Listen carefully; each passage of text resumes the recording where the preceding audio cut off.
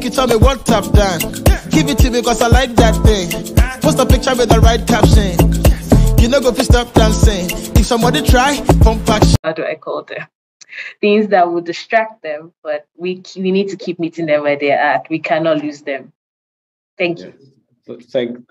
Thank you so much. I think the key point you've made is that we need to meet these teaming youths where they are. We need to go to wherever channel, whatever medium they are, and push this message of getting that much information, getting that much knowledge over to them. We need to meet with them. We can't ignore where they are, go look for them somewhere else. Thank you so much for that. The next question I want to ask is online education. We're getting into an era where even going for advanced degrees is now having online education as an option. How can this user experience be enhanced in Nigeria for online education? Let me go. Hello, are you still with us? Yes, I'm here. Okay. So in terms of online education, how do you think we can better the user experience? Okay. So let me start off. Let me continue with Sophie's point of meet them where they are at, because it's very important that when we are designing programs, we take into consideration who is going to be using this product, so who is going to be learning. So we have to come up with a way or a strategy of understanding these youths, understanding their needs, and designing pathways that we can meet them using, tech to make sure that we're creating a product that they will actually use. This is what I'm talking about, creating that right user experience, for the youths. So not so recently, I designed a program for women, and we really had to take into consideration the nature of women, working women, women with children, women with maybe multiple jobs, and maybe they have full-time jobs and entrepreneurs, and creating a program that to make sure that these women engage effectively. And we had to ask them, when will you be ready for class? What should you like? What course would you like to learn? What would you like to do? We had to clearly identify the gaps. And in doing this, we're able to get fantastic participation rates in the online program. Because if you are familiar with online programs, you hear things about attendance and completion rates being really low. We can get completion rates of maybe 3% or 5%. And for that program, we're able to get completion rates of 94%. And why did we get that? That was because we asked them, what do you want? What do you need? And we designed programs to meet them at their points of needs. So now, depending on who the creator of such initiatives or programs are, you need to really understand your customers, understand the users, make sure when you're designing a course, it's something that they actually need and it's something that they will buy into.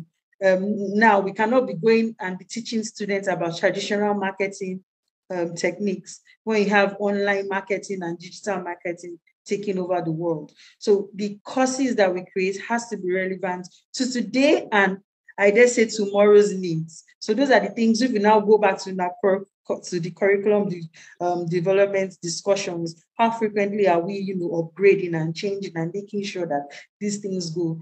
The attention span of students are very short now. So we cannot be designing 3-hour-long programs or 2-hour-long programs. Well, what's that 1 minute or 30-second video that you can post that will get the students' attention to make sure that, and they will get the learning that they need at that point and at that instant. Even going through Instagram, you see people solving maths in in 1 minute, giving you tips, giving you quick fixes, things like that. How do we manage content and user experience? So it's really all about understanding the youths, understanding their needs, and designing content to fit them. This pathway takes a lot of work, but if you do it and if you get it right, you'll be sure to get people who actually learn from your courses or content that you have eventually create.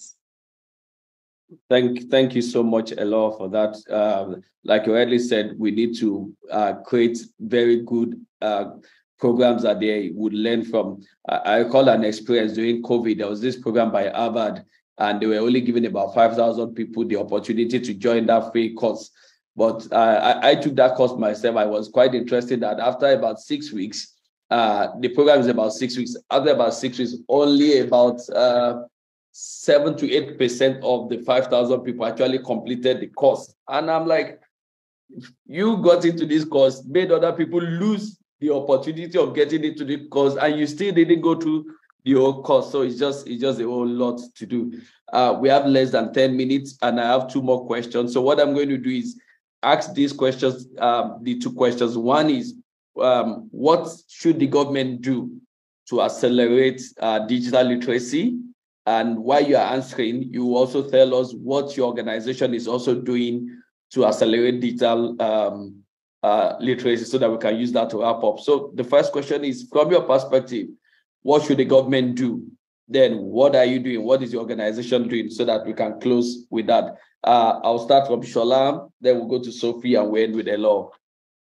Okay. Interesting question to hear. In terms of what the government can possibly do. So organizations, I will talk about an organizational perspective. Organizations pay different taxes for different purposes. So for example, if you do a CSR project that involves you repairing your road, for example, you get what the government calls capital gains tax. You are exempted from that. I know organizations currently pay something called education tax. Is it possible that the government mandates organizations that are paying that education tax give that waiver to say, instead of paying this into government coffers, let me not say what we all know happens to our taxes, but organizations now have the responsibility of deploying that funds into specific digital education related programs within their communities that they operate. That is one way. Another way is, can we have what we possibly call digital parks, where you can go and you have access to free Wi-Fi for, even if it's just going to be a maximum of 2 hours per person a day, whatever it is that the government can afford. Can we see how that can begin to work? Lastly, from that perspective, so that I give room to my other colleagues, is let's start with children in government schools. I know the last panel discussion, there was the permanent secretary that spoke about what Lagos State government is doing. Good job, I know that they're doing, but how can we ensure that every child really is not left behind? If we go to the crevices of I don't want to use Maiduguri, Adamawa, all those corners, what level, what access do those children have to digital education and digital skills? So those are things that governments can help us to look at. From an individual organization